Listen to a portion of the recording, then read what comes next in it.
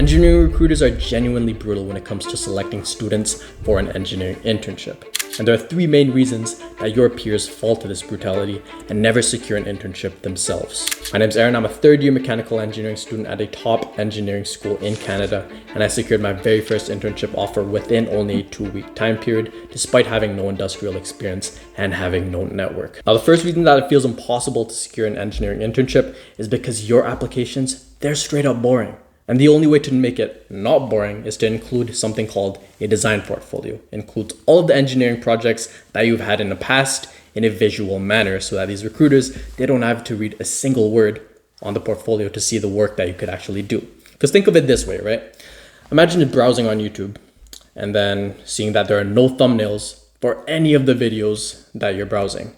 You wouldn't have a visual representation to see what's going to happen in the video, right? So in the same way, these recruiters, they can't see your work in a visual representation if you don't have a design portfolio to show it. And when these recruiters go through like thousands of applications per day, they're not going to hesitate to swipe left on the applications that don't have portfolios because they honestly don't want to read a bunch of text for their whole work shift, right? You wouldn't want to either, let's be honest. Now, it took me 3 hours to make my first engineering portfolio, but included in the link in the description is the templates to make your own portfolio. You literally just add photos to it and then add the right text, and then boom, you got a portfolio and you're ahead of, quite frankly, like 50% of engineering students. So click the top link, which leads to my program and includes the templates that I just mentioned.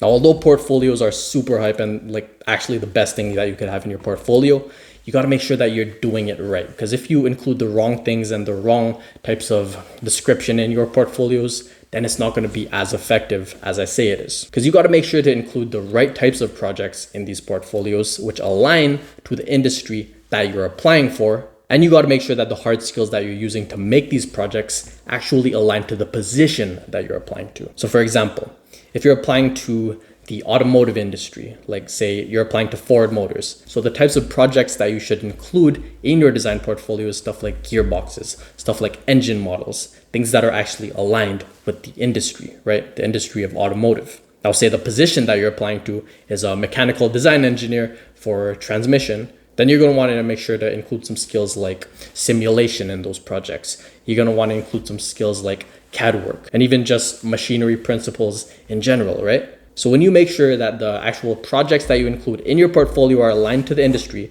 and you make sure the skills are aligned to the position that you're applying to, the recruiters are actually going to see your portfolio as 100% attractive because that aligns with what they're looking for, right? So with that being said, you must have all of your portfolios that you make for every single job posting that you apply to tailored to that job posting. Because let's say, for example, you apply to that same mechanical design position at Ford Motors and you have in your portfolio something that's not related to that. Some stuff like Tesla coils, some stuff like microcontroller projects, some stuff like Tesla plasma globes that are not in alignment with the industry nor the position. The recruiter, yeah, they're going to look at it and they're like, wow, this is very impressive. But they're also going to be thinking, this is not aligned to what I'm looking for in a candidate. Now, I know what you're thinking at this point because you're thinking that you're going to apply to a bunch of internships, right? Just all of the internships that you see on LinkedIn, on Glassdoor, on Indeed. And you're thinking you're not going to have enough time to actually make these portfolios all tailored to those job postings. Now, that mindset that you have right now is the second problem that most engineering students face and why they can't get an engineering internship. And that mistake is spraying and praying. Now, spraying and praying means just applying to every single internship that you see, as I just said, and then just praying that you actually get an offer from them. And this isn't actually a good method to get an internship because you're thinking like, oh yeah, if you apply to more internships, then you have a higher chance of getting an internship, right? But that's actually the opposite to the truth. Because if you apply to all the internships with like no effort at all, then you're going to be outperformed by the person, the actual candidate that made sure that their application was actually tailored to the position that you guys are competing against for. Now, let's say there's two candidates, right? And they're applying to a hardware engineer position. Let's say candidate one, he has a resume that shows simulation skills. It shows a bit of microcontroller skills. It shows CAD skills. And it shows like MATLAB skills, all of these general engineering skills. And then candidate two right here shows specialized skills that are in alignment with hardware engineering. Stuff like breadboarding skills, stuff like Arduino skills, stuff like microcontroller skills, stuff like PCB design. Who do you think is going to get the actual position? The sprayer and prayer? Or the actual guy that has specialized his resume, his cover letter, and his portfolio? Obviously candidate 2. Now, if you don't believe me just yet, let me tell you an analogy, okay? It's an analogy that I came up with, which is about a pride of lions that is trying to hunt a single buffalo. There's 10 lions, right? 10 male lions that are going out hunting, and they have one goal: to just get one juicy fat buffalo to bring home to their families. Now, buffaloes are dangerous creatures that can actually kill lions sometimes because they're so freaking strong, and they have these like horns, and they could ram into them and stab them and kill them.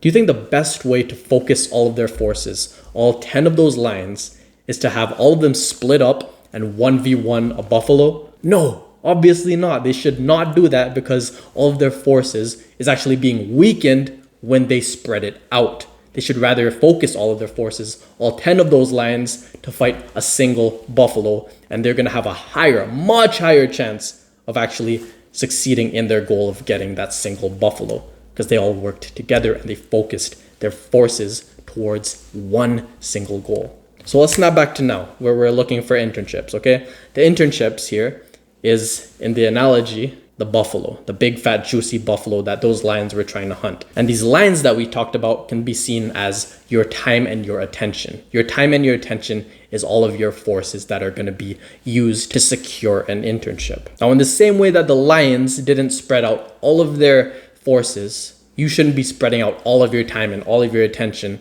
to a bunch of internships. You should rather focus all of your time and attention towards few internship applications, just like the pride of lions focused all of their forces towards one buffalo. So listen to me, I've heard it time and again from my peers who applied to up to 100, sometimes more than 100 job posting for an engineering internship.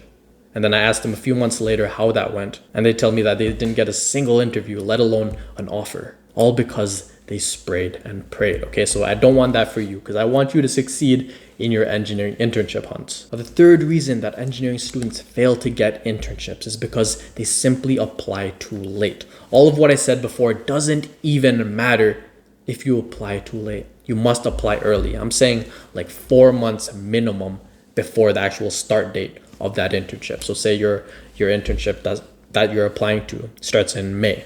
You're going to want to apply at the start of January at the very least. But I highly recommend that you apply even like 5 months before, because when you apply early, you have a massive amount of advantages against the other candidates that apply later than you. So I'm going to tell you a secret that not a lot of engineering students actually know about. And I didn't know about myself until my boss actually told me this information. He told me that the internship that I applied to was capped at a certain amount rather than a deadline. Because you look at applications on Glassdoor, LinkedIn, Indeed, whatever, and they have like a deadline to apply. Like say the deadline's February 1st or something, or the deadline's January 20th. Some companies, and it's actually a lot more common than you think, have a cap to the amount of students that they accept. So like the internship I applied to, I'm not sure what that cap was, but for example, some companies have a cap of 50 applicants, have a cap of 100 applicants, have a cap of 200 applicants, or even up to 1,000 applicants. And if you're not applying early, then you're not going to make it inside of this candidate pool for this position. Now, the second reason that this is an absolute advantage to apply early is because it shows that you are serious and that you are focused on getting an engineering internship. Because put yourself in the shoes of a recruiter. Who do you think's more serious about getting an engineering internship? Candidate 1, who is applying in like February for an internship in like May? Or do you think the student that's more serious is candidate 2, who applies in like December or even November, being very obsessive about it? Obviously candidate 2, because he's showing all of this dedication, all of this commitment to getting an engineering internship. He's really focused, just all focused on getting that. He's spending time on his Christmas break trying to get an internship. Now for the third reason, as I said for the past 2 reasons, you're more likely to get an internship offer when you apply early. And you're also more likely to get internship interviews during this time period. And these internship interviews can actually be practice for interviews that are going to happen later. You get more knowledgeable with what happens in interviews. You're gonna have more learning experiences from these interviews, and you'll see how you messed up in that interview, and then you'll take note of it and then make sure that that doesn't happen in the following interviews that happen afterwards. If you made it this far into the video, I genuinely mean it when I think that you should join the program that I mentioned earlier. I'm trying to assemble all of the like-minded engineers like us that are actually passionate and that are actually committed to developing our career in engineering, unlike other half-assing engineers, like what I call pretend engineers, the guys that cheat in class. So click the top link in the description. It is the course that helps you get internships, and it also leads to a community, and it also includes the templates for portfolios and templates for resumes and templates for cover letters. I have so much inside of there that is, I genuinely mean it, right for you. So make sure you join, click the top link in the description. I can't wait to see you inside.